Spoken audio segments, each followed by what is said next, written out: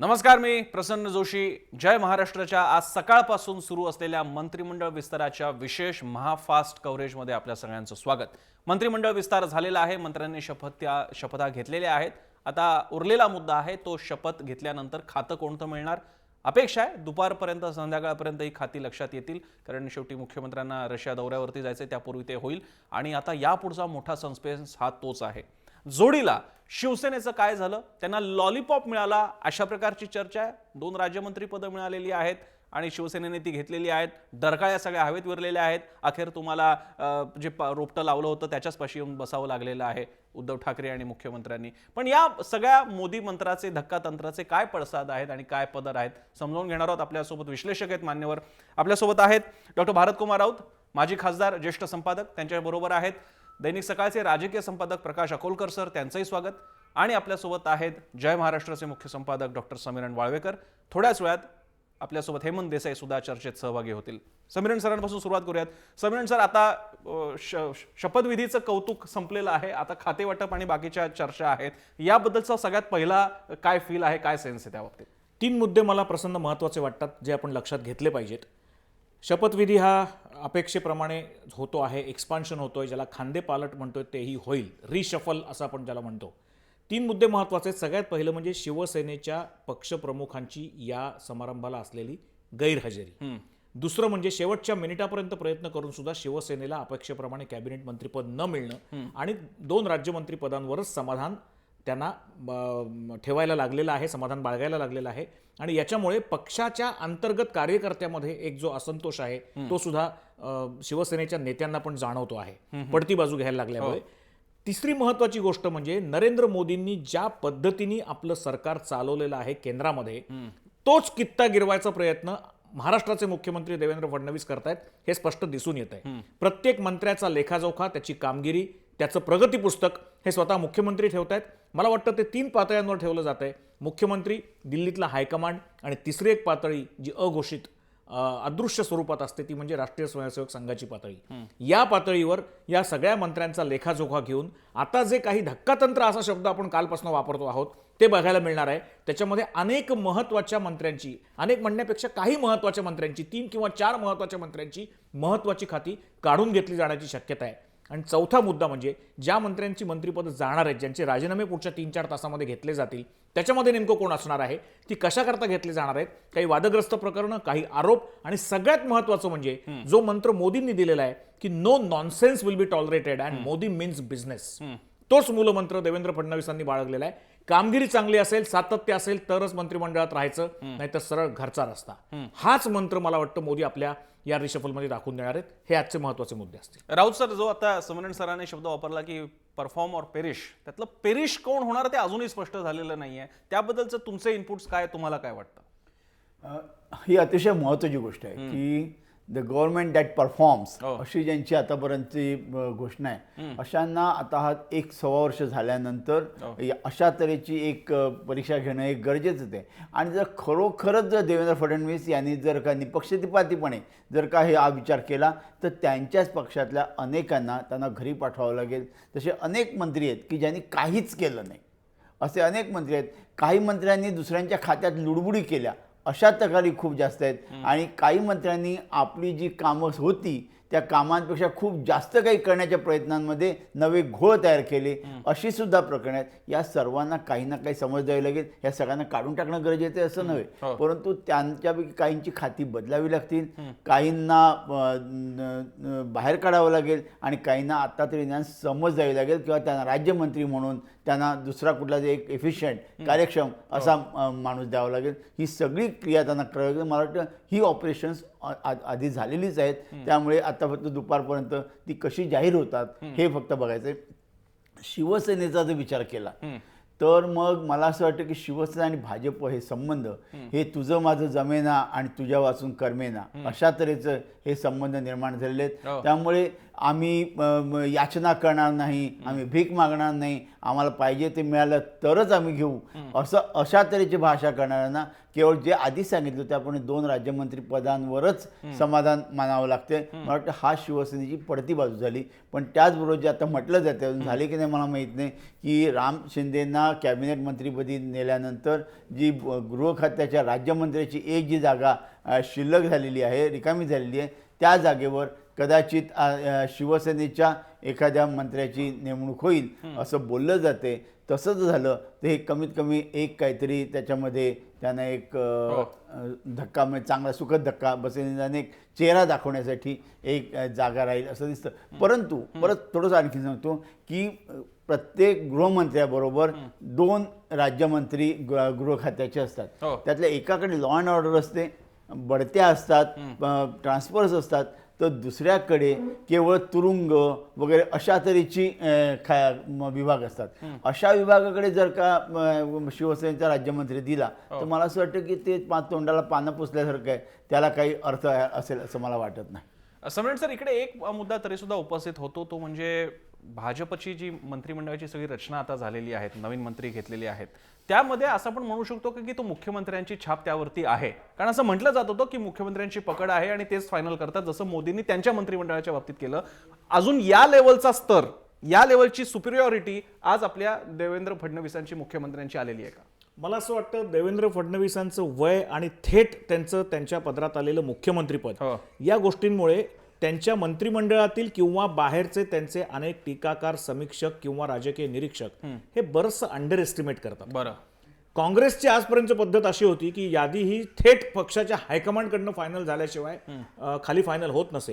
इथेही तसं होत नसेल असं मला म्हणायचं नाहीये, पण इथे मोदींच्या कामाची पद्धत थोडी वेगळी आहे. त्यांची स्वतःची अशी वेगळी यंत्रणा आहे की ज्या यंत्रणेमधून ते प्रत्येक मंत्र्याचं कामकाज काय चाललंय हे आपल्या पक्षातल्या यंत्रणेमार्फत तर समजून घेतातच, पण बाहेरच्या प्रोफेशनल एजन्सी सुद्धा त्यांनी कामाला लावलेल्या आहेत आणि त्याच्या मार्फत सुद्धा त्यांच्याकडे अहवाल जात असतो. त्याचप्रमाणे देवेंद्र फडणवीसांनी इथे सुद्धा आता त्यांचे जे सल्लागार काही नेमलेले आहेत, OSDs नेमलेले आहेत, त्यांच्याकडून त्यांना रिपोर्ट मिळत असतो, बाहेरच्या एजन्सीजकडून रिपोर्ट मिळत असतो. आणि आता कितीही जरी म्हटलं तरी दिल्लीहून त्यांनी त्यांची यादी जी फायनल करून आणलेली आहे त्याच्यामध्ये वरचष्मा किंवा वरद हस्त हा जरी वेगळा असला तरी सुद्धा थेट से ज्याला आपण म्हणतो तो मुख्यमंत्र्यांचाच असणार आहे. याच्यामध्ये 2 वेगळे कंगोरे पण आहेत. राष्ट्रीय स्वयंसेवक संघाचं सुद्धा एक स्वतःचं निरीक्षण असतं. आपण बघितलं की राष्ट्रीय स्वयंसेवक संघाच्या मुशीतून तयार झालेली काही मंडळी ही पक्षामध्ये आली, भाजपामध्ये ती राष्ट्रीय पातळीवर सरचिटणीस झाली किंवा मंत्री झाली. तसंच महाराष्ट्रामध्ये सुद्धा 2 प्रकारच्या मंत्र्यांचा समावेश भाजपामध्ये झालेला दिसतो. एक अखिल भारतीय विद्यार्थी परिषदेच्या चळवळीमधून आलेले मंत्री आणि दुसरे राष्ट्रीय स्वयंसेवक संघाच्या मुशीमध्ये घडत गेलेले, प्रचारक म्हणून काम केलेले असे मंत्री. या दोघांमधला समन्वय भाजपच्या मंत्र्यांमध्ये आपल्याला दिसतो. शिवसेनेचं तसं नाहीये. शिवसेनेचा हार्डकोर कार्यकर्ता, तळागाळातला कार्यकर्ता, तिथपासून काम करत आलेला कार्यकर्ता हा मंत्रिमंडळात आलेला दिसतो. पण मंत्रिमंडळावर छाप जर म्हणायची झाली तो निश्चितच, भले त्या काही गोष्टींमध्ये काही गोष्टींच्या याच्यामध्ये ऐकायला लागलं असेल फडणवीसांना, काही सूचना असतील त्या इन्कॉर्पोरेट करायला लागल्या असतील, पण वरचष्मा हा देवेंद्र फडणवीसांचाच दिसून येतो. बरं, चर्चेमध्ये आता आपल्यासोबत प्रकाश अकोलकर, जय महाराष्ट्राचे व्यवस्थापकीय संपादक निलेश खरे आणि हेमंत देसाई सुद्धा आहेत. त्यांच्याकडे जाण्यापूर्वी बहुधा राऊतांना काही याच्यावरती कमेंट करायची. मला फक्त सन्मानच्या ह्याच्यामध्ये एकच सांगायचं आहे की निश्चित वर्चस्मा देवेंद्र फडणवीस यांचाच दिसतो आणि तो तसाच असायला पाहिजे, कारण ही जे चीफ मिनिस्टर आहे मुख्यमंत्र्याचाच वर्चस्मा असला पाहिजे. परंतु आज तरी देवेंद्र फडणवीस हे मॅन ऑफ हिज ओन आहेत असं दिसत नाहीत. केवळ RSS नव्हे किंवा केवळ दिल्ली शहरच नव्हे तर त्यांच्या मंत्रिमंडळातल्या काही प्रभावी मंत्र्यांचा खूप मोठा प्रभाव याच्यात पडलेला असं. एक साधं फक्त तुम्हाला सांगतो की विनायकराव मेटे जे शिवसंग्राम सेनेचे जे आहेत ते मंत्रिमंडळात येणार अशी कालपर्यंत चर्चा होती, परंतु त्यांचं नाव मागे पडलं. याचं कारण असं होतं, असं सांगितलं जातंय की पंकजा मुंडे ज्या बीड जिल्ह्यातल्या आहेत त्यांनी याला खूप प्रखर विरोध केला की माझ्या जिल्ह्यामध्ये तुम्ही मला स्पर्धक का निर्माण करता. जर का विनायकराव मेटेंना जर शिवस्मारकाचं जर प्रमुखपद दिलंय, त्यांना राज्यमंत्रीपद दिलंय, तर आणखीन माझ्या मागे बॅत कशाला, अशा तऱ्हेची त्यांनी कधी आग्रह धरला. आणि शेवटी त्याच्या पुढे देवेंद्र फडणवीसांना झुकावं लागलं. एका नवीन झालेल्या मंत्र्या म्हणजे पंकजा मुंडे त्यामध्ये नवीनच झालेल्या मंत्री, पहिल्यांदाच मंत्री झाल्या, अशा मंत्र्यांचा सुद्धा आग्रह त्यांना तोडता आलेला नसेल. मला असं वाटतं की हे त्यांच्या दृष्टीने काही ठीक चिन्ह नव्हे. अकोलकर सर, तुमचा या मंत्रिमंडळाचं गेले 2 दिवस चाललेलं कवित्व आणि अखेर झालेला विस्तार आणि त्यानंतरचे पडसाद याबद्दलचं पहिलं इम्प्रेशन. नाही प्रसन्न, तुम्हीच सुरुवातीला सांगितलं की रोपटं लावलं होतं, त्या रोपट्यापाशीच येऊन बसावं लागलं.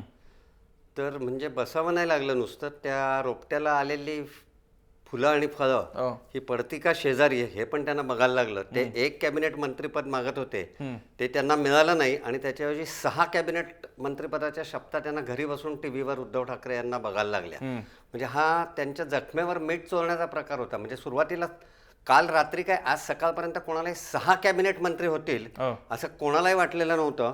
सुभाष देशमुख सोलापूरचे यांना घ्या म्हणून गडकरींचं प्रेशर आहे असं सगळे सांगत होते. ते ठीक आहे, म्हणजे गडकरींचे विश्वासू असू शकतात. म्हणजे गडकरींचे विश्वासू आणखी नाही आहेत. ते विदर्भातले जे येरावार आहेत ते पण अगदी यवतमाळचे गडकरींचा खास माणूस येतो असू शकतो तो. आणि तसेच सर्वसमावेशक आणि सर्व नेत्यांची हे घ्यावे लागते.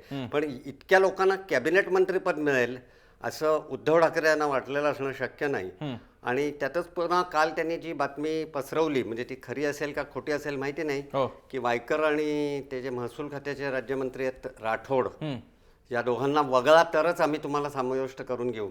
हे सरळ सरळ म्हणजे शिवसेनेने सांगितलं होतं की आम्ही ब्लॅकमेलिंग करत नाही. भाजपने ब्लॅकमेलिंग केलं आहे आणि शिवसेनेला म्हणजे राऊतांनी आता सांगितलंच की ही पडती बाजू आहे, ती निश्चितच पडती बाजू आहे आणि आपण किती दिवस भाजप अशी पड खाणार आहे. त्यामुळे आता केवळ सत्तेसाठी तडजोड करून ते राहत आहेत असं चित्र दिसतंय, लोकांच्या मनात असं दिसतंय.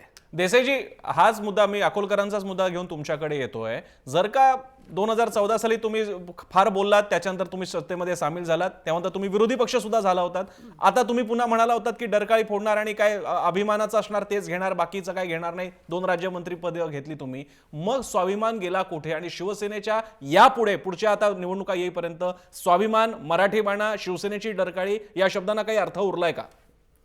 स्वाभिमानाला तर काही अर्थ नाही. स्वाभिमान हा जो पक्ष आहे तो आणि शिवसेना या दोघांचाही स्वाभिमानाला डंख लावण्याचं काम भारतीय जनता पक्षाने पद्धतशीरपणे केलेलं आहे. बरं. शिवसेनेने संपूर्णपणे लोटांगण घातलं आणि पहिल्यांदा सरकारमध्ये सामील झाले. सरकारमध्ये सामील झाल्यानंतर त्यांच्याकडे जी खाती आहेत, म्हणजे रामदास कदमांचा उल्लेख स्पेसिफिकली करायला लागेल. त्यांच्याकडे पर्यावरण खातं आहे आणि त्यांना महाराष्ट्र प्रदूषण मंडळ पाहिजे होतं, कारण त्याच्यामध्ये सगळं मलई त्याच्यामध्ये आहे.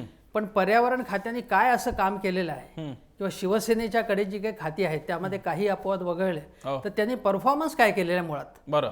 म्हणजे केवळ भारतीय जनता पक्षाशी स्पर्धा करायची असेल तर किमान तुम्हाला एक काहीतरी गुणवत्ता दाखवायला पाहिजे ना. म्हणजे मराठी भाषा, स्वाभिमान वगैरे सगळं ठीक आहे, पण तुम्ही काय काम करताय मुळात? काहीही काम यांनी केलेलं नाही मुळात. मुंबई महापालिकेचं संपूर्णपणे वाटोळं केलं या लोकांनी आणि आता भारतीय जनता पक्षाला स्वाभिमानाच्या गोष्टी सांगतात. आता इथे याच्या आल्यानंतर उद्धव ठाकरे यांनी शपथविधीला न जाणं हा पोरकटपणाचा कळस आहे. म्हणजे तुम्ही जर राजकारणामध्ये कॉम्प्रोमाइज करायला लागतं तर कॉम्प्रोमाइज केल्यानंतर तुम्ही तिथे जायला पाहिजे होतं. पण त्यांना असं वाटलं असेल पुन्हा मीडियाचा वेढा पडेल आणि आपल्याला नको त्या प्रश्नांना उत्तरं द्यायला लागतील. मला असं वाटतं की अनेक पक्षांनी म्हणजे याच्यापूर्वी काँग्रेस आणि राष्ट्रवादीची जी भांडणं झाली होती, तुम्हाला केंद्र सरकारमध्ये आठवत असेल की 7 दिवस शरद पवार आणि प्रफुल्ल पटेल यांनी अबोला धरला होता, गाड्या सोडून दिल्या होत्या आणि ऑफिसमध्ये जायचं बंद केलं होतं. पण पुढे गेले ते आणि समन्वय समितीच्या बैठका झाल्या पाहिजेत, नियमितपणे चर्चा झाली पाहिजे. कुठल्याही बैठका झाल्या नाही, काही चर्चा झाली नाही, पण त्यांनी जमवून घेतलं.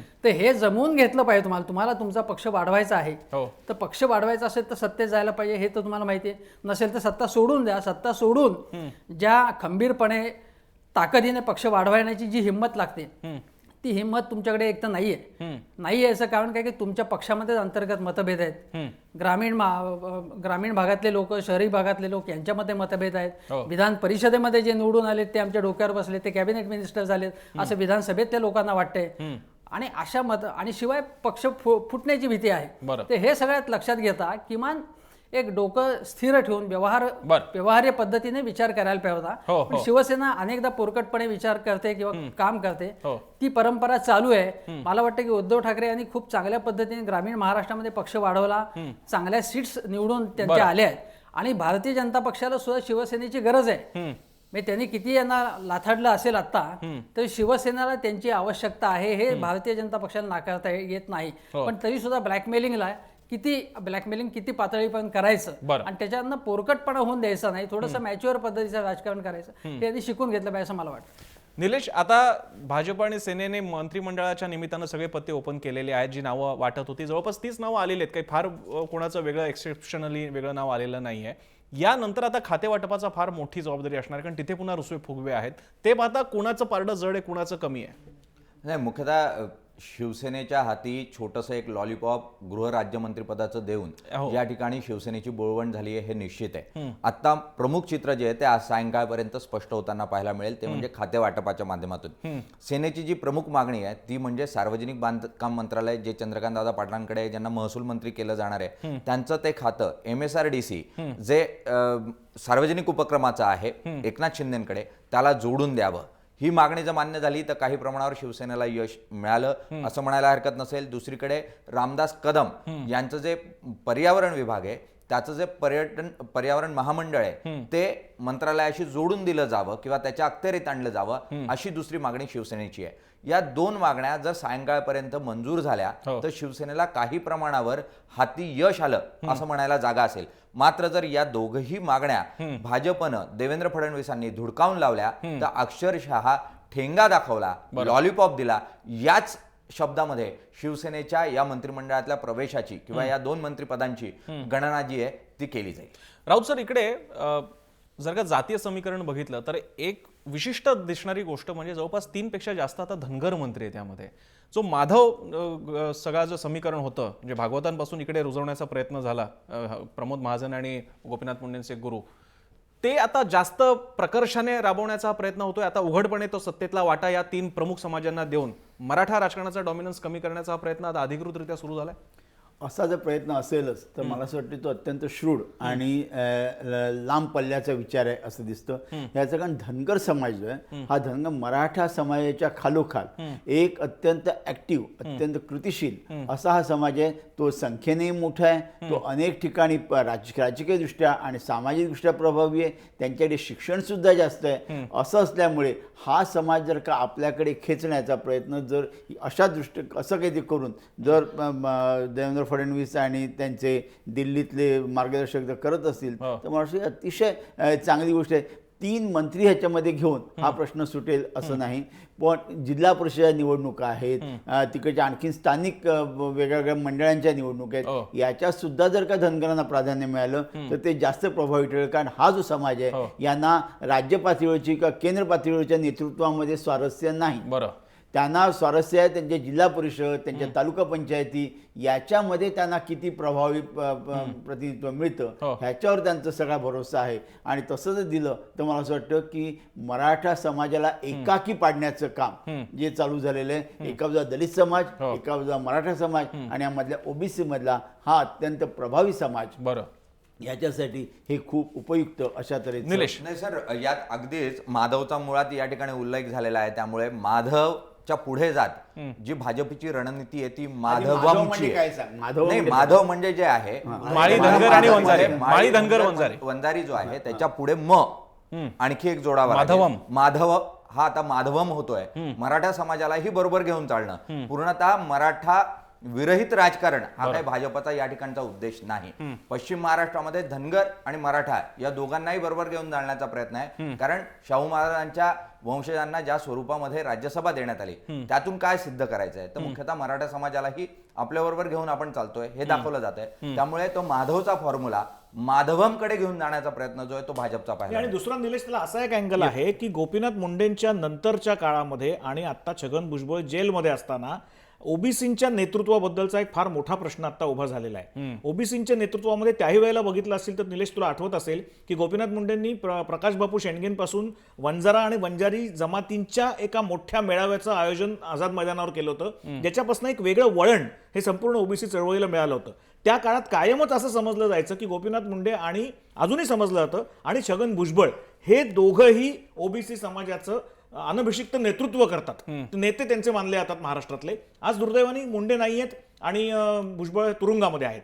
त्यामुळे या समाजाच्या नेतृत्वामधला ओबीसीमधला जो महत्वाचा घटक आहे अशा घटकाला बरोबर जर घ्यायचा असेल तर त्याला मंत्रिमंडळात थेट स्थान दिल्यामुळेच जो मेसेज जाईल तो दुसऱ्या कुठल्याही गोष्टींनी जाणार नाही असं वाटल्यामुळे कदाचित झालं असेल. निलेश म्हणतो ते बरोबर आहे. ह्याच्यामध्ये मराठा समाजाला कुठेही कमी लेखून किंवा मराठा समाजाला एक बायपास करून किंवा एक पॅरलल ट्रॅक तयार करून महाराष्ट्रातलं राजकारण करता येणार नाही हे भाजपच्या नेतृत्वाला माहिती आहे. आणि आता जर दोघांना बरोबर घेऊन जायचं असेल तर आपण माधव किंवा माधवम या फंदात न पडता या सगळ्या जाती जमातींना बरोबर घेऊनच पुढे जायला पाहिजे. 53% जास्त संख्या आहे ओबीसी समाजाची महाराष्ट्राच्या मतदारांमध्ये आणि त्याच्यामध्ये सुद्धा जसं राऊत सर म्हणाले त्याप्रमाणे धनगर समाज हा फार मोठ्या प्रमाणावर शिक्षित आहे, मोठ्या प्रमाणावर प्रतिनिधित्व करतो आहे समाजामध्ये वेगवेगळ्या क्षेत्रांमध्ये. त्याला राजकारणाच्या मुख्य प्रवाहात जर आणलं फार वेगळा संदेश हा भाजपने दिला असं मला वाटतं. अकोलकर काय म्हणताय? नाही, हे फार धूर्तपणाने भारतीय जनता पक्ष ही रणनीती आखते. याचं कारण असं आहे की शिवसेनेने सुद्धा फार मोठ्या प्रमाणावरती मराठवाडा आणि विदर्भाच्या काही त्या लगतच्या भागामध्ये आपले हातपाय पसरायला सुरुवात केली आहेत. पहिल्यांदाच अत्यंत गांभीर्याने त्यांनी कोऑपरेटिव्हच्या इलेक्शन्समध्ये ते उतरले आहेत आणि फुटकं नव्हे तर मेजर म्हणता येईल अशा प्रकारचे विजय त्यांना मिळालेले आहेत. आपल्या सगळ्यांना असं दिसतंय आणि मीडिया पण असं दाखवतंय की मुंबई महापालिकेची निवडणूक ती खरंच महत्त्वाची आहे, कारण त्याच्यात शिवसेनेचा प्राण अडकलेला असतो आपल्याला माहिती आहे. किंवा पुणे ठाणे याच निवडणुकांवर सगळं पुढचे भवितव्य अवलंबून आहे. तर बिलकुल नाही, त्या दोन्ही पक्षांना माहिती आहे, शिवसेना आणि भाजप यांना, की आपल्याला 2019 साली एकमेकांच्या विरुद्ध लढायचं आहे. तेव्हा तोपर्यंत आणखीन आजच गलितगात्र असलेली काँग्रेस आणि आरोपांच्या जाळ्यात गुरफटलेली राष्ट्रवादी यांची काय स्थिती असेल सांगता येत नाही. त्यामुळे त्यांना एकमेकांशी लढायचं आहे. त्यामुळे शिवसेना खूप जाणीवपूर्वक महाराष्ट्राच्या जिथे आपण असं म्हणतो की इंटेरियरमध्ये नाही पोचलेली, तळागाळापर्यंत पोचलेली नाही, ते प्रयत्न करतायत. त्याला उत्तर देण्यासाठी ही जातींची समीकरणांची जुळवाजुळव फार धूर्तपणे यांनी सुरू केली आहे असं मला वाटतंय. देसाईंसाठी एक प्रश्न आहे. देसाईजी यामध्ये या जातींचा सगळा उल्लेख करत असताना दोन समाज की जे नेहमी पॉलिटिकली सेन्सिटिव्ह मानले गेले आणि ज्यांची वोट बँक मानली गेली, तो म्हणजे एक दलित समाज आणि एक मुस्लिम. त्या अर्थानं हे खरं तर अपेक्षा पण नाहीये, शिवसेना भाजपचा तो काही इतिहास पण नाहीये, पण दलित आणि मुस्लिम यांना बरोबर घेण्यात का न बरोबर घेणं हा एक स्ट्रॅटेजीचा भाग वाटतो. काय घेतलंय की त्यांनी रामदास आठवलेंना केलंय की मंत्री? अर्थात आता रामदास आठवलेंच्या मागे दलित आहेत की नाही हा वेगळा मुद्दा आहे. देसाईजी नाही, नॅशनली आता रामदास आठवलेंचा जो उल्लेख झाला त्या आठवलेंना घ्यावं आणि त्यांना महत्त्वाचं खातं द्यावं या प्रकारचा आग्रह देवेंद्र फडणवीस यांनी नक्कीच धरला.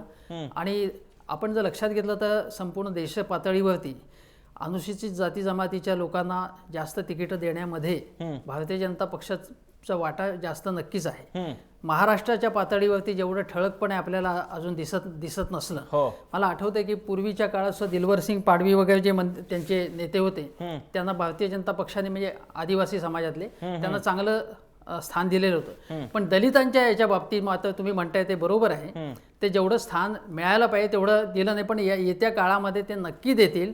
आणि मुसलमानांचा विचार केला तर मुस्लिमांना एकूणच भारतीय जनता पक्षाने आतापर्यंत अतिशय कमी स्थान दिलेलं आहे. त्यांचे राष्ट्रीय पातळीवर काही मोजके चेहरे आहेत आणि इथे सुद्धा मोजके चेहरे आहेत. ते त्यांची जाणीवपूर्वक स्ट्रॅटेजी आहे का नाही मला माहित नाही, असू शकते ती. पण पुढच्या काळात मध्ये मला असं वाटतं की काँग्रेसनी ज्या पद्धतीने काँग्रेस राष्ट्रवादी ज्या प्रकारे सत्ता राबवली आणि या लोकांना सत्ता राबवता येणार नाही असं जे अनेकांचा विश्वास होता, तो विश्वास सार्थ होणार नाही. कारण हे अतिशय चलाखीने धूर्तपणे अतिशय समजदारीपणे हे राजकारण करता आहेत आणि ते उद्या मुस्लिमांना सुद्धा बरोबर घेतील, महिलांना सुद्धा जास्त वाव देतील आणि आम्ही सर्वसमावेशक मुख्य धारेतला पक्ष म्हणून हे स्थापित करतील. या दृष्टीने त्यांची वाटचाल चालू आहे असं मला वाटतं. समीरण सर, इकडचा एक मुद्दा म्हणजे भाजप हे सगळं करत असताना त्यांचा मुद्दा, त्यांची अनेक घोषणांपैकी एक घोषणा होती गव्हर्नमेंट नव्हे गव्हर्नन्स. पण आज त्यांनी ज्या प्रमाणात मंत्रिमंडळ विस्तार केंद्रात आणि राज्यात केलेला आहे, म्हणजेच तुम्ही काँग्रेसचीच लाईन पुढे नेताय, सगळ्यांना सामावून घ्या, सगळ्यांना मंत्री बनवा. मग वेगळं काय केलं मग त्यांनी? मिनिमम गव्हर्नमेंट आणि मॅक्सिमम गव्हर्नन्स अशी ती घोषणा होती मोदींची पहिल्यांदा. त्यामुळे मोदींच्या आत्ताच्या संख्येवर सुद्धा टीका झाली. पण मला असं वाटतं राजकारणामध्ये हे सगळं इमटेरियल असतं. याचं कारण जो बॅलन्स तुम्हाला ठेवायला लागतो तो सोशल लेव्हलला ठेवायला लागतो, पॉलिटिकल लेव्हलला ठेवायला लागतो. आणि जे रिजनल इथॉस असतात सगळे, त्या रिजनल इथॉसला सुद्धा महत्व द्यायला लागतं. लोकांच्या अपेक्षा असतात, ते प्रतिनिधित्व जाती, धर्म आणि तिथल्या सगळ्या गोष्टींचे पडसाद किंवा प्रतिबिंब जर त्या मंत्रिमंडळात पडायचं असेल तर त्याच्या संख्येला काही वेळा ओलांडून पुढे जावं लागतं. मला थोडंसं वेगळ्या मुद्द्याकडे डिस्कशन द्यायचं प्रसन्न. तो मुद्दा असा आहे की मोदींना ज्या पद्धतीने गोष्टी कमी काळात साध्य करून हव्या होत्या तशा प्रकारे देवेंद्र फडणवीसांनी जर निकष लावले असतील तर ज्या वजनदार नावांच्या बाबतीत धक्कातंत्राचा आपण आता उल्लेख करतो आहोत तसं धक्कातंत्र देण्याचं धाडस देवेंद्र फडणवीस दाखवणार आहेत का? मगाशी उल्लेख झाला पंकजा मुंडेंचा. पंकजा मुंडेंच्या महिला आणि बालविकास खात्याबद्दल चिक्की घोटाळ्यापासून अनेक आरोप झाले. ते वैध पद्धतीने कॉन्ट्रॅक्ट दिली होती की नाही, ई टेंडर्स काढली होती की नाही, बरेच आरोप झाले. त्याचप्रमाणे विनोद तावडेंच्या वैद्यकीय शिक्षण खात्याबद्दल, उच्च शिक्षण खात्याबद्दल, त्यांच्या स्वतःच्या शैक्षणिक पात्रतेबद्दल इथपासून ते जे हॉस्पिटलमध्ये अगदी तात्याराव लहानेंच्या ट्रान्सफर बद्दल अनेक मुद्दे असे वादाचे निर्माण झालेले होते की ज्याच्यामुळे त्यांना टीकेच्या भडीमाराला तोंड द्यावं लागलेलं आहे. गिरीश बापट, डाळींचा जो काही प्रचंड मोठा व्यवहार झालेला आहे त्याच्याबद्दल अजूनही आरोप होत आहेत. या 3 मंत्र्यांच्या बाबतीमध्ये खाते बदल करण्याचं धाडस देवेंद्र फडणवीस दाखवू शकणार आहेत का? आपल्याला जी माहिती सूत्रांकडनं काल मध्यरात्रीपर्यंत मिळत होती त्याप्रमाणे विनोद तावडे यांचं वैद्यकीय आणि उच्च शिक्षण ही 2 खाती त्यांच्याकडनं काढून घेऊन त्यांच्याकडे फक्त क्रीडा, युवक कल्याण, सांस्कृतिक ही खाती ठेवली जातील आणि शालेय शिक्षण हे खातं ठेवलं जाईल. बाकी दोन्ही शिक्षणाची महत्वाची खाती ही वेगळ्या कोणाला तरी दिली जातील. अशा प्रकारे काही करण्याचं गिरीश बापटांच्या बाबतीत सुद्धा करण्याचं देवेंद्र फडणवीसांच्या मनात असल्याचं अगदी हायली प्लेस सूत्रांनी काल मध्यरात्री आपल्याला सांगितलेलं होतं. आपण फक्त त्याचा थेट उल्लेख केला नाही, कारण हा मुख्यमंत्र्यांचा अधिकार असतो कोणाला कुठली खाती द्यायची. स्पेक्युलेशन करताना आपण कुठल्याही मंत्र्यावर अन्याय होणार नाही याची काळजी आजपर्यंत घेतली. पण मला असं वाटतं आज दुपारी हे निश्चित बोलण्याची वेळ आहे की कोणत्या मंत्र्यांच्या खात्यामध्ये बदल होण्याची शक्यता आहे. याच्याबद्दल अंदाज व्यक्त करायचा झाला तर कदाचित गिरीश बापटांच्या बाबतीत सगळ्यात पहिल्यांदा जो विचार त्यांना आत्ता आहे ते खातं देण्याच्या आधी झाला होता तो वैधानिक आपल्या पार्लमेंटरी अफेअर्स ज्याला आपण म्हणतो म्हणजे विधिमंडळ कामकाज, त्या विधिमंडळ कामकाज खात्याचा त्यांचा अनुभव ते अनेक वेळेला सभापती तालिकेवर राहिलेले आहेत, अध्यक्ष तालिकेवर राहिलेले आहेत, त्यांना ते देण्याची शक्यता आहे. पण पंकजा मुंडेंच्या बाबतीमध्ये असा निर्णय खरोखर देवेंद्र फडणवीस घेतील का हे बघणं फार मोठं औत्सुक्याचं ठरलं. आपण ठीक आहे, हरकत नाही. या निमित्तानं सगळ्यांचा गेस्ट जाणून गेला, पण काय हरकत नाही. मी भारत कुमार राऊतांपासून सुरू करतो. राऊत सर, डेंजर झोन मध्ये जे सध्या रिअलिटी शो मध्ये एक डेंजर झोन असतो की तुम्ही तिकडे उभे असता आणि तो दिवा लागला की तुम्ही बाहेर जातात, तसं डेंजर झोन मध्ये कोण कोण उभे आहेत? तुमचा काय गेस आहे? जे आता सम्राटने सांगितलं तीच मंडळी माझ्याही डोक्यात की ही मंडळी ही साशंकतेच्या वावटळामध्ये सापडलेली ही मंडळी आहेत. जर का काही कारवाई करायची झाली तर मोठ्या मंत्र्यांपैकी या मंत्र्यांवर काहीतरी त्यांना लक्ष द्यावं लागेल. बाकीचे काही चिल्लूपिल्लू असतातच, त्यांचे ते असले काय आणि नसले काय, त्यांचं खातं हे असलं काय आणि ते असलं काय ह्याच्यात फरक पडत नाही. प्रश्न काय तुम्हाला सांगतो की जर का एखाद्या कॅबिनेट मंत्र्याबद्दल जर शंका असेल तर त्याचे राज्यमंत्री हे जास्त सक्षम असले पाहिजे. आणि जर का राज्यमंत्री जर का फार अकार्यक्षम आहेत किंवा त्यांना परिस्थितीचा हे म्हणून फोर्स म्हणून जर घ्यावं लागत असेल तर त्या ठिकाणी अत्यंत प्रभावी असा कॅबिनेट दर्जाचा मंत्री द्यावा लागतो. हे कॉम्बिनेशन सांभाळणं हे कठीण आहे. ह्याच्या दुसऱ्याच्या आणखीन अडचण अशी आहे की देवेंद्र फडणवीस यांनी असं ठरवलं दिसते की जिकडे जिकडे शिवसेनेचा कॅबिनेट मंत्री, उदाहरणार्थ 5 खाती 5 मंत्री, या ठिकाणी सगळीकडे आपले भाजपाचे अतिशय कार्यक्षम असे राज्यमंत्री द्यायचे. म्हणजे हे एक आणखीन बंधन आलं.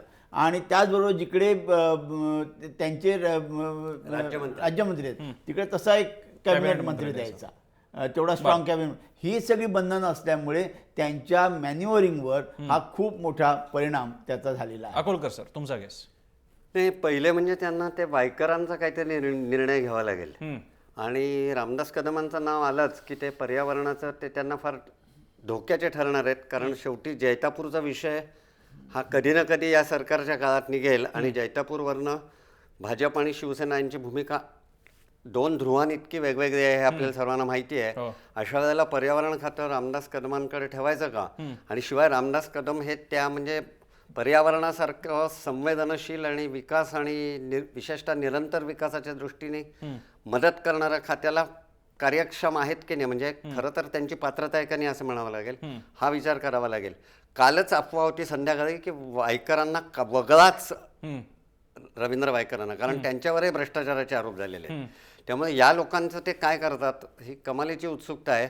कारण आपल्या लक्षात आलं असेल की ते अजूनही वगळू शकतात मंत्र्यांना का? हो, कारण मोदींनी शपथविधी झाल्यानंतर आपल्याला माहिती नव्हतं की काही क्षणातच ते 5 मंत्री वगळणार आहेत म्हणून. खाते वाटप करताना त्यांनी 5 जणांना वगळलं. तसं हे आणि जर आपला प्रिरॉगेटिव्ह वापरून त्यांनी खरोखरच वायकरांना वगळलं तर शिवसेनेला काहीही करता येणार नाही. म्हणजे पक्ष सत्तेतनं बाहेर पडणं एवढा एकमेव मार्ग त्यांच्याकडे असेल. पण इतक्या टोकाला ते जातील का याबाबत मला शंका आहे. कारण आजच त्यांनी जे 2 नवीन मंत्री केलेत ना, म्हणजे त्यात एक डोंबिवलीचे रवींद्र चव्हाण, या रवींद्र चव्हाणांनी अलीकडेच दलित आणि महिलांविषयी काय बोललं ते सर्व चॅनेल्सनी आणि आपल्याही जय महाराष्ट्र चॅनेलनी वारंवार दाखवलं होतं ते काय बोलले होते ते. त्याच्यानंतर ते MBA झालेले कोण आहेत ते जयकुमार रावल सिंदखेड्याचे, ते फार मोठ्या प्रमाणात असा त्यांचा गाजावाजा आहे की कार्डिफहून आले आहेत ते आणि त्यांचा शैक्षणिक संस्था आहेत स्वतःच्या वगैरे. पण त्यांच्यावरही जमीन बळकावणे वगैरे असे आरोप आहेत. म्हणजे तुम्ही हे वायकरांसारखे लोक असं उत्तर देऊ शकतील आणि ती रस्सिकेच आत्ता वर्षावर चालूच असणार की तुम्ही जर नवीन मंत्री करताना हे लोक घेतात तर आमच्यावर असं होऊ शकेल. त्यामुळे मुख्यमंत्र्यांची खऱ्या अर्थाने ही कसोटीची वेळ आहे. मला आणखी बायकांना जर का काढायचं झालं तर फडणवीसांमुळे मोठा प्रश्न असेल. मग तावडेंचं काय करायचं, पंकजा मुंडेंचं काय करायचं, गिरीश महाजनांचं काय करायचं, हे सगळेच आरोपाच्या गर्तेमध्ये आहेत. मग केवळ शिवसेनेच्या एका राज्यमंत्र्याला काढायचं आणि स्वतःचे मात्र कॅबिनेट रँकचे मंत्री ते मात्र सांभाळायचे, हे न्यायाला धरून होणार नाही. त्यामुळे खूप मोठी कसोटी प्रकाश चढाकडे आता सुरू असणार फक्त एक मला कॉमेंट करायची आहे. रेड झोनचा मगाशी तू उल्लेख केलास. रेड झोन मध्ये आणखीन 2 मंत्री आहेत, ते म्हणजे मुंबईच्याच गोरेगावच्या विद्या ठाकूर आणि बबनराव लोणीकर यांच्यावर सुद्धा आरोप झालेत. आणि सगळ्यात मुख्य म्हणजे आरोपांपेक्षा पलीकडे जाऊन मी ज्या प्रगती पुस्तकांचा उल्लेख केला त्या प्रगती पुस्तकांमध्ये मगाशी आपण उल्लेख केलेले 3 मंत्री आणि आत्ताचे हे 2 मंत्री यांच्या प्रगती पुस्तकामध्ये म्हणावी तसे लक्षणीय बदलाची कुठलीही चिन्ह ही दिसलेली नाहीयेत. आपले हायली प्लेस सोर्सेस असं सांगतात की स्वतः मुख्यमंत्री, त्याचबरोबर पक्षाचे हायकमांड आणि राष्ट्रीय स्वयंसेवक संघाचे अग्रणी हे सुद्धा या मंत्र्यांच्या कामाबद्दल नाराज आहेत. अशी तिन्हीकडची नाराजी जर असेल तर मला वाटतं या मंत्र्यांच्या तिथे अस्तित्वालाच सुरुंग लागू शकतो. त्यांना थेट बाहेरचा रस्ता दाखवला जाण्याची शक्यता नाकारता येत नाही. एक वाक्य सांगतो. हो, बोला. विद्या ठाकूरांच्या अकार्यक्षमतेबद्दल वाद नाही, फक्त प्रश्न एवढाच आहे की आणखी 6 महिन्यांनी मुंबई महापालिकेची निवडणूक आहे आणि अमराठी मंत्री आणि विशेषतः ठाकूर वगैरे आडनाव आणि गोरेगाव मालाड परिसरातलं त्यांचं जे काय काम असेल, ते प्रभाव असेल, कॉन्टॅक्ट असेल, ते बघता ती हिंमत होणार नाही फडणवीसांची. म्हणजे मनातनं किती वाटलं तरी, कारण शेवटी इलेक्टोरल पॉलिटिक्समध्ये खेळावं लागतं. यातलं एक नाव अजून आहे की जे कदाचित डेंजर झोन मध्ये जाऊ शकतं वेगळ्या कारणासाठी. ते घेऊन निलेशकडे येण्यापूर्वी देसाईंचा आधी गेस्ट समजून घेऊया. देसाई सर, बोला. मला स्वतःला वाटतं की विनोद तावडे यांच्यावरती अनेक आरोप झालेत, तो भाग वेगळा. पण शालेय शिक्षण खातं त्यांनी ज्या प्रकारे हाताळलं, म्हणजे उदाहरणार्थ तुम्हाला सांगतो की काही शाळांनी प्रचंड फी वाढवली, एकदम म्हणजे दाम दुप्पट केली. तेव्हा पालकांनी आंदोलन केलं मोठं. त्या आंदोलनानंतर सुद्धा विनोद तावडे यांनी त्या शाळांच्या संदर्भात, शाळांच्या व्यवस्थापनांना काही झापलं, त्यासंबंधी निर्णय घेतला असं नाही. त्याचवेळी शाळांचं जे इकॉनॉमिक्स आहे ते सुद्धा ती फार मोठी कसरत करायला लागते. त्या दृष्टीने त्यांनी काही निर्णय घेतला नाही. आणि शिक्षकांचं मोठं आंदोलन, शिक्षकांनी बराच इशारा दिलेला आहे, त्यांचे जे काही प्रश्न आहेत ते सोडवले गेले नाहीत. त्यामुळे त्यांचं खात्याचं एकूण कारभार जो आहे तो सगळा आनंद आहे. चांगल्या प्रकारे त्यांनी ते काम केलंय असं वाटत नाही. अगदी स्पोर्ट्सचे लोक सुद्धा सांगतात त्यांच्याही काही समस्या आहेत आणि त्या सुटल्या गेलेल्या नाहीत. त्यामुळे त्यांचं खातं, त्यांचा कार्यभार थोडासा हलका केला जाईल असं मला वाटतं. कुठेही त्यांना हट होऊ न देता थेटपणे गिरीश बापट यांची माझ्या मते थेट उचलबांगडी व्हायला पाहिजे. कारण ते होणार नाही. ते आता समीरन वाळवेकर जसं म्हणाले की त्यांना संसदीय खातं जे आहे ते द्यायला हरकत नाही. पण मला असं वाटतं की मिडल क्लास हा भाजपच्या दृष्टीने हा अतिशय महत्त्वाचा वर्ग आहे. आणि डाळ हा नाही, बाकीचे सुद्धा वस्तूंचं जे काही एकूण वितरण आहे त्याबाबत ठोस निर्णय घेतले नाही. तर साधा डाळींची गोष्ट आहे की डाळींची ज्या पद्धतीने टंचाई निर्माण होईल आणि आयात करायला पाहिजे यासंबंधी फडणवीस यांनी त्यांना शेवटी सांगितलं की तुम्ही काहीतरी प्रॉस्पेक्टिव्ह प्लॅनिंग करा तुम्ही, आणि ते केलं नाही असं थेट त्यांनी त्यांना निशाणा केलेला सुद्धा होता. त्यापासून काही फडणवीसांनीच काहीतरी निर्णय घेतला पाहिजे असं मला वाटतं. आणि दुसरी गोष्ट म्हणजे केंद्रीय मंत्रिमंडळामध्ये अमित शहा आणि नरेंद्र मोदी या दोघांनी ज्या प्रकारे सगळ्या मंत्र्यांची झाडाझडती घेतली आणि त्यानंतर हे विस्ताराचा किंवा फेरबदलाचा निर्णय घेतला, त्या प्रकारे प्रत्येक खात्याची जी झाडाझडती घेण्याची आवश्यकता होती फडणवीसांनी तशा प्रकारची घेतलेली नाहीये. का घेतली नाही मला माहित नाही, पण हे प्रगती पुस्तक तयार व्हायला पाहिजे आणि त्यानुसार निर्णय घेतला पाहिजे. तसा तो पुढच्या वर्षी होईल अशी आपण अपेक्षा करूया. बरं निलेश, तुझाही गेस सांगणारच आहे. त्याच्यापैकी एक नाव की ज्याचा वाईल्ड थिंक म्हणून त्याचा विचार त्याचा करता येऊ शकतो, जो डेंजर झोन मध्ये आहे, ते म्हणजे मुनगंटीवार. या सगळ्यामध्ये आपण धरतच नाही, आपण फक्त 3 नावाबद्दल बोलतोय. एखादं खातं बदलण्याची कारण 3 असतात. एक तर आरोप, अकार्यक्षमता किंवा इतर पॉलिटिकल अरेंजमेंट. या 3 कारणांपैकी कोणत्याही कारणासाठी मुनगंटीवार सुद्धा डेंजर झोन मध्ये जाऊ शकतात. सध्या तरी मुनगंटीवार हे डेंजर झोन मध्ये आहेत असं चित्र दिसत नाही, कारण त्यांना सर्वात मोठा वरदहस्त आहे तो नितीन गडकरींचा. आणि देवेंद्र फडणवीस सध्या नितीन गडकरींच्या विरोधात जाऊन कोणतंही पाऊल उचलतील अशी परिस्थिती नाही. आणि त्यामुळे काही प्रमाणावर आरोप प्रत्यारोप जरी झालेले असले, मग अगदी मुनगंटीवार असो किंवा विदर्भातले इतर मंत्री जे आहेत त्यांच्यावर, त्यांना कुठेही हात लावण्याचा प्रयत्न देवेंद्र फडणवीस करतील असं दिसत नाही. उलट या ठिकाणी मुनगंटीवारांना अतिरिक्त जबाबदारी एखादी खात्याची मिळेल अशा स्वरूपाचं चित्र जे आहे ते पाहायला मिळतंय. पण त्याचबरोबर विदर्भात आत्राम जे आहेत, जे राज्यमंत्री आहेत, मुख्यतः गडचिरोलीतून येतात, त्यांचा परफॉर्मन्स जो आहे तो अत्यंत वाईट असल्याचं चित्र जे आहे ते समोर आलेलं आहे. त्यामुळे ते डेंजर झोन मध्ये आहेत अशा स्वरूपाचं चित्र आहे. त्यांच्याबाबतचा पुनर्विचार जो आहे तो निश्चितपणे या ठिकाणी होऊ शकतो. पण आणखीन एक मुद्दा याच्यामध्ये राहतोय की एकनाथराव खडसेंची जी 7-8 खाती आहेत ती खाती महत्वाची खाती आहेत. नुसतं महसूल चंदूदादा पाटलांकडे देऊन होणार नाही, तर त्याच्याबरोबर कृषी आहे, मत्स्योत्पादन आहे, इतर वक्फ बोर्डासारखं खातं आहे. ही खाती सुद्धा मला असं वाटतं या नवीन इंडेक्स झालेल्या मंत्र्यांपैकी काही मंत्र्यांकडे जातील.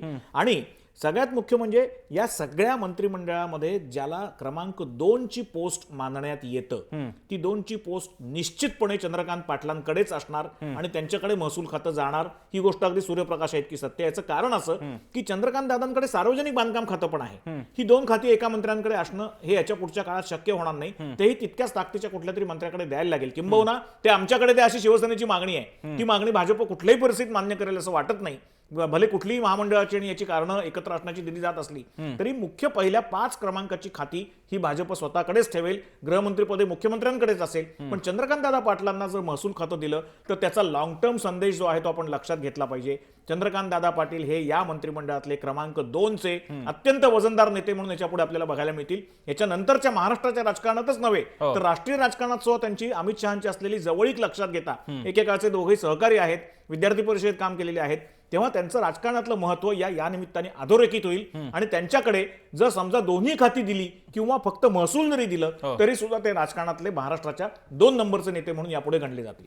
चर्चेला जरा थोडासा शेवटचा 3रा टप्पा सुरू होत असताना थोडी चर्चा अधिक, आता मंत्रिमंडळ विस्तार संपलेला, आता खाते वाटप हातात आल्याशिवाय आपण प्रिडिक्शन्सच फक्त करू शकतो. जरा चर्चा अधिक पुढच्या स्तराला न्यावी. तो म्हणजे 2 पक्ष, त्यांचं हे सरकार आणि त्याचं नेतृत्व. एकीकडे मुख्यमंत्री फडणवीस पक्षाचे त्या अर्थानं आणि मंत्रिमंडळाचे प्रमुख, दुसरीकडे उद्धव ठाकरे शिवसेनेचे प्रमुख. मी राऊत सरांपासून सुरुवात करेन या मुद्द्याची. आता या विस्तारानंतर लगेच काही मोठा विस्तार होईल अशी अपेक्षा नाहीये. 3-1 वर्ष उरलेले आहेत, त्यातलं नंतरचं वर्ष हे जवळपास निवडणुकीचं असतं. आता या दोघांसमोरचं सहचार्य आणि भांडणं हे कसं पाहता तुम्ही?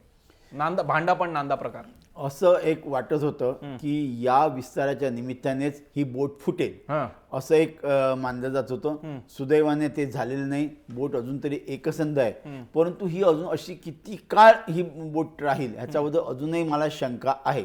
याचं कारण मुंबई, पुणे, ठाणे या महापालिकांच्या ज्या निवडणुका आहेत या निवडणुकांच्या वेळी ते एकत्र येतात की येत नाहीत हा एक सगळ्यात महत्त्वाचा घटक ठरेल.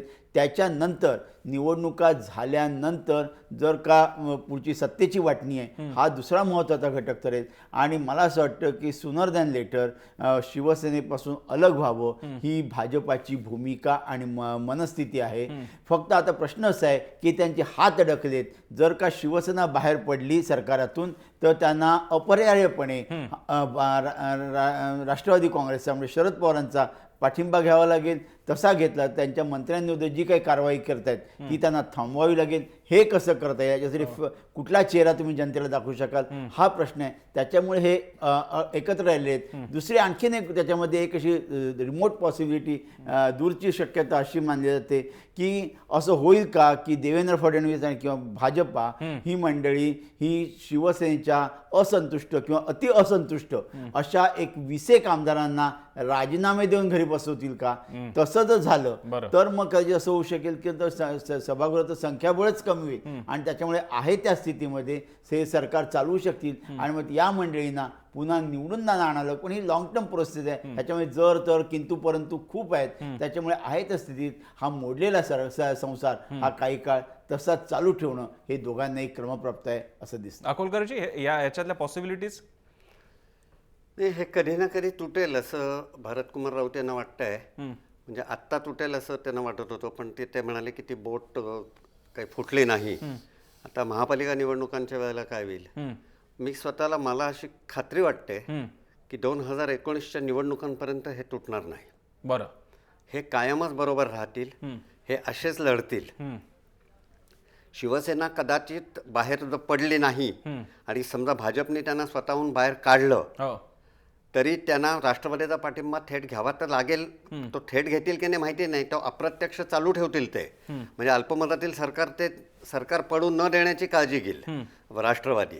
डायरेक्ट त्यांना सत्तेत न घेता किंवा जाहीरपणे पाठिंबा न घेता तो तसा खेळ ते करणार नाहीत. कारण जर का पूर्ण विरोधी मैदान मोकळं मिळालं शिवसेनेला तर शिवसेनेची वाढ अधिक झपाट्याने होते. हे आपण नेहमी पाहिलेलं आहे. शिवसेना हा बेसिकली अँटी एस्टॅब्लिशमेंट आणि विरोधी अवकाशात खेळणारा पक्ष आहे. त्यामुळे जर पूर्णपणे शिवसेनेला मोकळं सोडलं तर शिवसेनेची वाढ अधिक गतीने होईल. आपल्यावरील अनेक आरोप ते अनेक काढू शकतील. अधिक प्रभावी पद्धतीने 19 पर्यंत त्यांची वाढ होऊ शकेल अशी धास्ती असेल. आणि या महापालिका निवडणुकांच्या बाबतीत काही प्रश्नच नाही. मुंबईचं कालच्या परवाच्याच फडणवीसांच्या भाषणावरून स्पष्ट झालेलं आहे, त्यांचं टार्गेट 114 आहे 227 मध्ये. म्हणजे त्यांना किमान 114 जागा लढाव्या लागणार आहेत, सगळ्याच्या सगळ्या जिंकून आल्या. म्हणजे त्या हिशोबाने ही युती होणार नाही महापालिकेला, आणि नंतर ते सत्ता वाटून घेणारच आहेत की. म्हणजे ते आपण 3-4 वेळेला पाहिलं. म्हणजे ते परत रेफरन्सेस द्यावे लागतात. ते 19 पर्यंत हातात हात घालून सरकार चालवतील. असंच भांडत रडत खडत नाराजी व्यक्त करत रुसून बसते एक बाई, तसे आज उद्धव ठाकरे बसले तसं ते करतील, पण एकमेकांच्या विरुद्ध लढतील आणि पुन्हा बहुतेक सरकार सत्तेवर येईल. निलेशकडे जाण्यापूर्वी हेमंत देसाईंना, देसाईजी काल तुम्ही एक छान त्याचं एक वर्णन म्हणजे मुद्दा मांडला होता जो मगाशी सुद्धा चर्चेत आला, तो म्हणजे या सगळ्या निमित्तानं भाजप आम्हाला शासन करता येतं, राजकीय अरेंजमेंट्स आणि ऍडजस्टमेंट्स आम्हाला करता येतात, आणि या सगळ्याचा प्रमुख म्हणून देवेंद्र फडणवीस यांना ही सत्ता राबवता येते हे स्पष्ट झालंय. आज मंत्रिमंडळ विस्तारानंतर तुम्हाला तुमचं मत पुन्हा एकदा जास्त स्पष्टपणे समोर आलेलं असं वाटतं? मला नक्कीच वाटतं. म्हणजे काय की कोणी नेता अननुभवी आहे, खूप तरुण आहे, आणि त्याला मार्गदर्शन करण्याला खूप उत्सुक असतात किंवा त्याच्या चुका दाखवण्यासाठी. पण शरद पवार 38 वर्षी मुख्यमंत्री झाले होते, राजीव गांधी किती तरुणपणी पंतप्रधान झाले होते आणि बऱ्यापैकी यशस्वी झाले होते ते. त्यामुळे देवेंद्र फडणवीसांना सुरुवातीला असा टीकेचा सामना करायला लागला की नोकरशाहीवरती त्यांची पकड नाही. स्वतः देवेंद्र फडणवीस सुरुवातीला तक्रार केली होती, पण आता त्यांची व्यवस्थित मांड बसली असं मला वाटतं.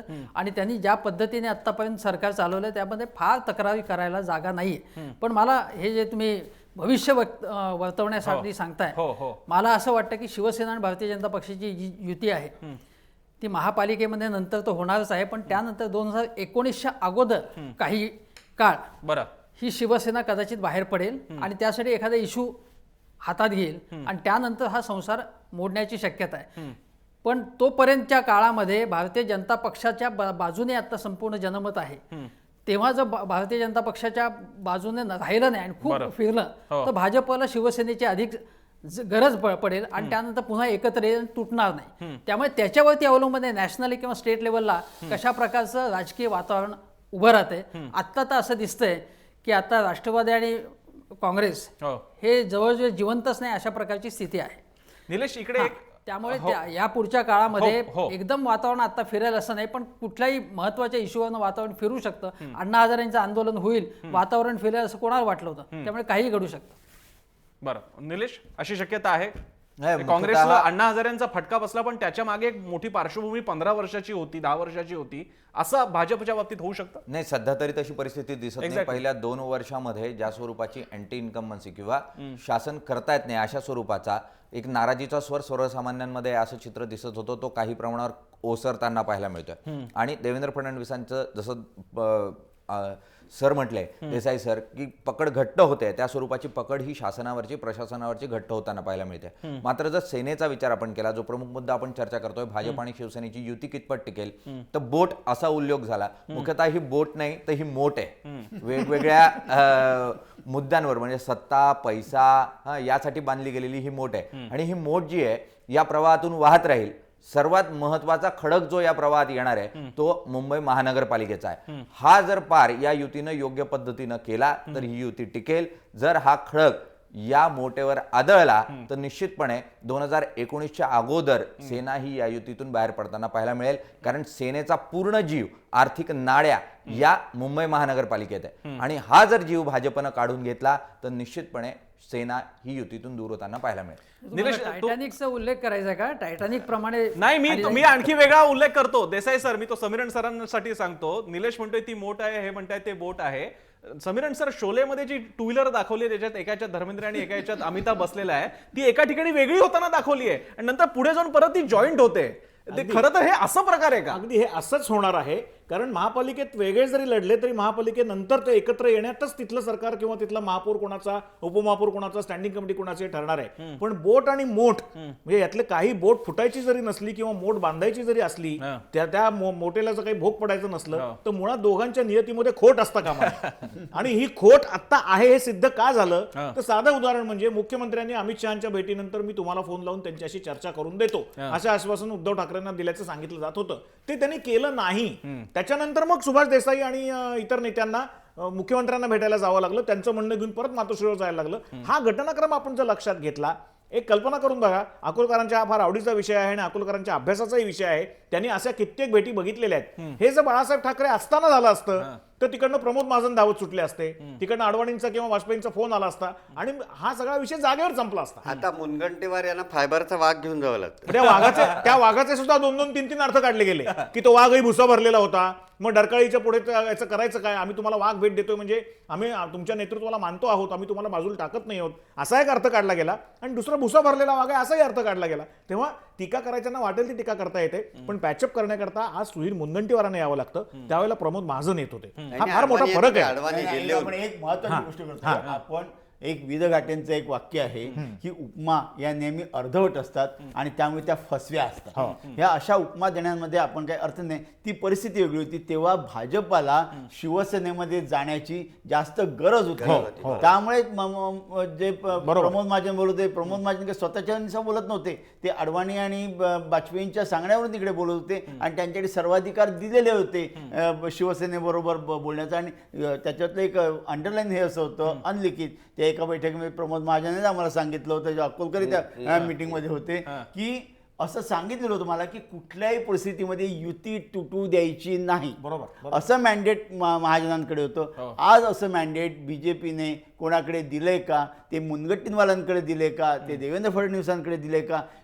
असं दिलेलं नाही. याचं कारण ही युती चालावी असं त्या वरच्या दोघांना मोदी आणि अमित शहा यांना वाटते का? हा खरा प्रश्न आहे. ते वाटत नाही असं दिसतंय. नाही तर तसंच केंद्रामध्ये सुद्धा अशा तऱ्हेचा अपमान झाला नसता. नाहीतर विधानसभेलाच एकमेकांच्या विरोधात लढण्याचा प्रश्न आला आणि नसता. त्यावेळेला प्रमोद महाजननी खासगीत सांगायचे की आपल्याला केंद्रात जर वाजपेयींना पंतप्रधान करायचं असेल तर महाराष्ट्रामध्ये बाळासाहेब सांगतील ते आपल्याला ऐकावं लागेल.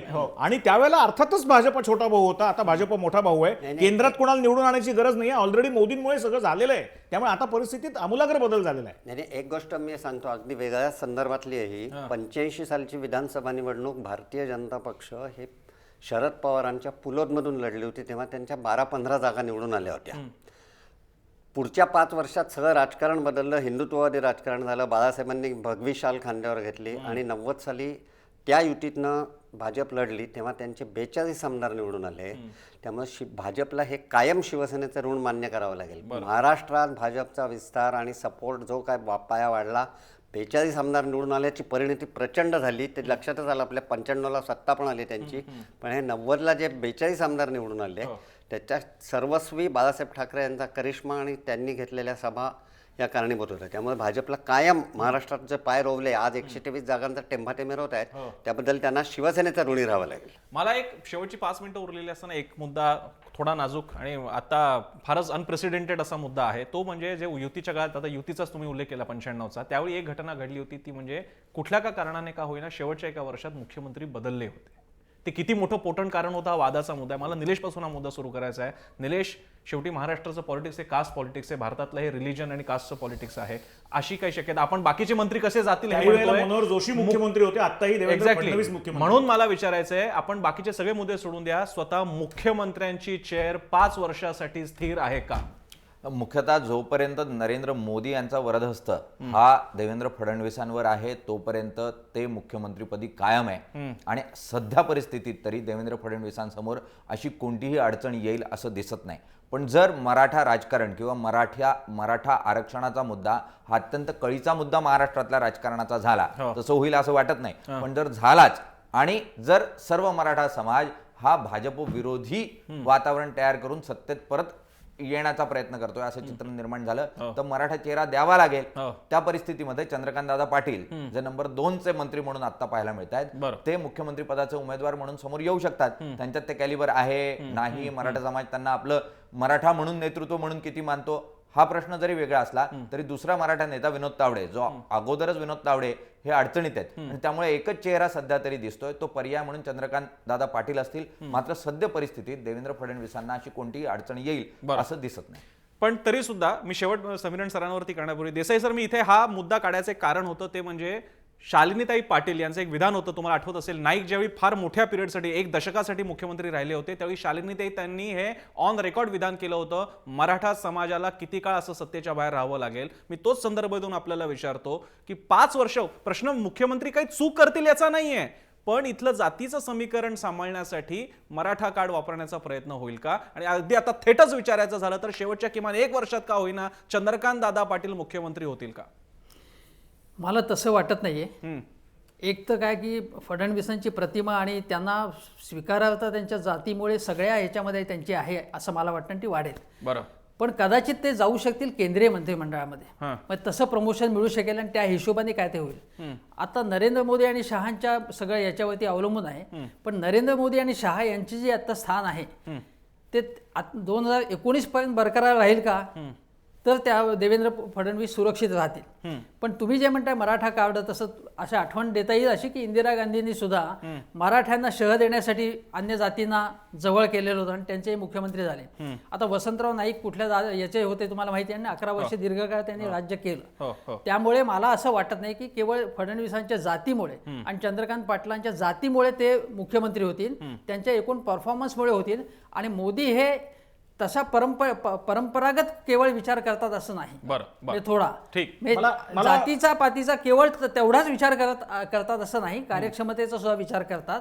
त्यामुळे हे दोन्ही गोष्टी घटक एकत्र होऊन आणि राजकीय परिस्थिती कशी होईल त्याच्यावरती अवलंबून असेल. पण देवेंद्र फडणवीसांना आता पूर्णपणे सुरक्षित आहे. पण मला असं वाटतं की त्यांचं भविष्य उज्ज्वल आहे. कदाचित केंद्रीय मंत्रिमंडळात ते जाऊ शकते. मला याच मुद्द्याला धरून आणखीन एका गोष्टीकडे आपण विसरतो आहोत का, म्हणजे जाणीवपूर्वक बाजूला ठेवलेला नाही मुद्दा तो, पण बाजूला राहून गेलाय. ज्या कुठल्या मुद्द्यांवर भाजपा आणि शिवसेनेत टोकाचे वाद आहेत, जैतापूर असेल किंवा विदर्भ असेल, एक लक्षात घ्या, विदर्भासारख्या मुद्द्यावर कुठल्याही क्षणी एक वेपन म्हणून त्या मुद्द्याचा वापर शिवसेना बाजूला होण्याचा करता करू शकते. हे जर आपण एक सत्य मानलं, ते खरं होईलच असं नाही, पण एक शक्यता जर मानली तर विदर्भ असेल किंवा जैतापूर असेल या मुद्द्यांचा वापर शिवसेना करू शकते. आणि जर विदर्भाच्या बाबतीत भाजपाने छोट्या राज्यांची भूमिका ही त्यांची लावून धरायची ठरवली आणि विदर्भाला वैधानिक स्वरूप देऊन एक वेगळं राज्य म्हणून करायचं ठरवलं, तर अर्थातच नितीन गडकरी आणि देवेंद्र फडणवीस या दोन्ही नेत्यांच्या आपापल्या जागा बदलू शकतात.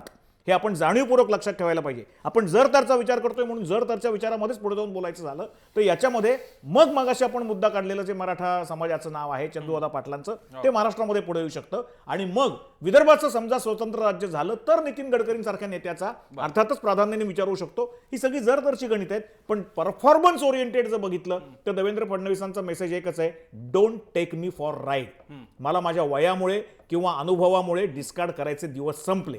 मला तुम्ही गृहीत धरू नका. I also mean business just like our prime minister. म्हणून देवेंद्र फडणवीसांचं काम जे आहे ते त्यांच्या मुद्द्यांप्रमाणे चाललेलं आहे, त्यांच्या प्लॅनिंग प्रमाणे चाललेलं आहे. वरचा वरदा हस्त तर आहेच, पण मला असं वाटतं आतापर्यंतच्या भाजपच्या कुठल्याही नेत्याला, इनफॅक्ट गोपीनाथ मुंडेंना सुद्धा जो फ्रीडम मिळालेला नव्हता तितका फ्रीडम आता पक्ष नेतृत्वाने देवेंद्र फडणवीसांना दिलेला आहे. म्हणूनच त्यांचा वर्चस्व आता या मंत्रिमंडळाचा दिसतोय, तो फेस त्यांचा दिसतोय. एकाच गोष्टीचं मला वैषम्य वाटतं आणि एक आपण निरीक्षक म्हणून ते वैषम्य व्यक्त करणं गरजेचं आहे. चांगल्या बुद्धी असलेल्या, कामाचा अनुभव आणि आवाका असलेल्या नेत्यांना बाजूला ठेवून ज्या बाबतीत ज्या माणसांना ज्यातलं कळतं अशा नेत्यांना ती खाती देण्यापेक्षा स्मृती इराणींसारख्या माणसाला ते खातं देण्यामध्ये भाजपनी 2 वर्ष जी वाया घालवली आणि विनय सहस्रबुद्धेंसारख्या माणसाला खासदारकी देण्याकरताही उशीर लावला. आत्ताच्या मंत्रिमंडळ रिशफलमध्ये सुद्धा त्यांना घेतलं गेलं नाही. आणि तसाच काहीसा न्याय महाराष्ट्रातल्या अतुल भातखळकरांसारख्या एका महत्वाच्या, संयमी, हुशार अशा नेतृत्वाला दिला गेला. फरक एकच आहे की विनोद तावडे हे अभाविपच्या चळवळीमधनं आले आणि अतुल भातखळकर हे संघाचे प्रचारक म्हणून आले. तसंच विनय सहस्रबुद्धेंच्या बाबतीत सांगता येईल, अगदी तळागाळात जाऊन काम करणारा बुद्धिवादी चेहरा, भले भाजपचे उपाध्यक्ष असतील पण त्यांना मंत्रिमंडळात अजून घेतलं गेलेलं नाही. याच्यात बरीच प्रेशर्स असतात, बरीच गणितं असतात, समतोल राखावा लागतो. हे सगळं मान्य केलं तरी अशा जाणत्या चेहऱ्यांना भाजप बाजूला का ठेवतो हा एक फार मोठा कोड्याचा विषय. कार्यक्रमाच्या शेवटी तळागाळातून आलेले प्रचंड कष्ट घ्यावे लागतात. सोपं नसतं. आधी निवडणूक लढवा, आमदारकी मिळवा, मग मंत्रिपद मिळवा. आज ते मिळालेल्या मंत्र्यांना शुभेच्छा देऊयात. आणि कार्यक्रमाच्या शेवटी शरद पवार जो शब्द नेहमी वापरतात निवडणुका जवळ आल्या की तोच शब्द वापरून कार्यक्रम थांबूया, तो म्हणजे कामाला लागा. कारण अजून महाराष्ट्राचे प्रश्न संपलेले नाहीयेत. जलशिवारचं काय होतंय ते आता पाऊस संपल्यानंतर आपल्याला कळणार आहे. त्या मुद्द्यांना हात घाला, शेतकऱ्यांचं कल्याण करणे, महाराष्ट्राचं भलं करा. याच अपेक्षांचं तुमचं अभिनंदन, शुभेच्छा. कार्यक्रमाच्या शेवटी आपण सगळ्या मान्यवरांनी, अकोलकर सर, राऊत सर आणि देसाई सर आपण वेळ दिलात. खूप खूप धन्यवाद. चर्चेमध्ये थांबूयात. पाहत रहा जय महाराष्ट्र.